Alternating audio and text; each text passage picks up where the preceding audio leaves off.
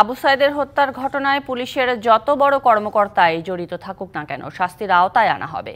পর্যায়ক্রমে বাকিদের বিচারের মুখোমুখি করার কাজ চলছে, একথা বলেছেন রংপুর মেট্রোপলিটন পুলিশের নতুন কমিশনার মজিদ আলী। এদিকে সাইদ হত্যা মামলায় 2 পুলিশ সদস্যকে 4 দিনের রিমান্ডে দিয়েছে আদালত।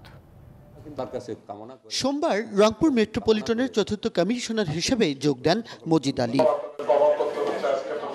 যোগদানের পরেই আবু সাইদ হত্যায় জড়িত তাজহাট থানার এএসআই আমির হোসেন ও কনস্টেবল সুজন চন্দ্রকে পিবিআই এর কাছে হস্তান্তরের নির্দেশ দেন।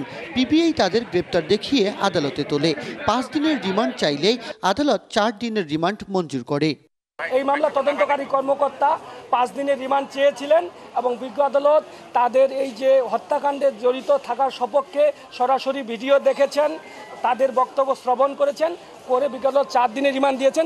মঙ্গলবার দুপুরে নিজ কার্যালয়ে এক প্রশ্নের জবাবে রংপুরের পুলিশ কমিশনার বলেন, আবু সাইদ হত্যায় প্রকৃত অভিযুক্তরা যত বড় ব্যক্তি হোক তাদের বিচারের মুখোমুখি করা হবে।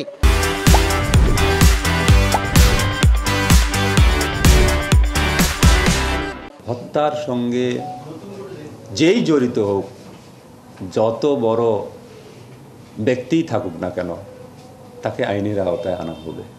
পুলিশ বাহিনীর মনোবল ফেরাতে কাজ করার পাশাপাশি সহযোগিতা চান নগরীর সার্বিক নিরাপত্তা নিশ্চিতের। এই আস্থাটা কিন্তু একটা দুইটা বিষয়ের উপর নির্ভর করে না, অনেকগুলো ফ্যাক্টরের উপর ডিপেন্ড করে। পলিটিক্যাল ফ্যাক্টর, তারপরে পুলিশি নিরাপত্তা। তো আমি কথা দিচ্ছি, আস্থার জায়গাটাতে ফিরিয়ে আনার জন্য আমি চেষ্টা করব, আপনাদের সহযোগিতা নিয়ে চেষ্টা করব। 16 জুলাই ছাত্র আন্দোলন চলার সময় বেগম রোকেয়া বিশ্ববিদ্যালয়ের গেটের সামনে পুলিশের গুলিতে নিহত হন ইংরেজি বিভাগের শিক্ষার্থী আবু সাইদ। এই ঘটনায় 18 আগস্ট 17 জনের নাম উল্লেখ করে হত্যা মামলা করেন নিহতের বড় ভাই রমজান আলী।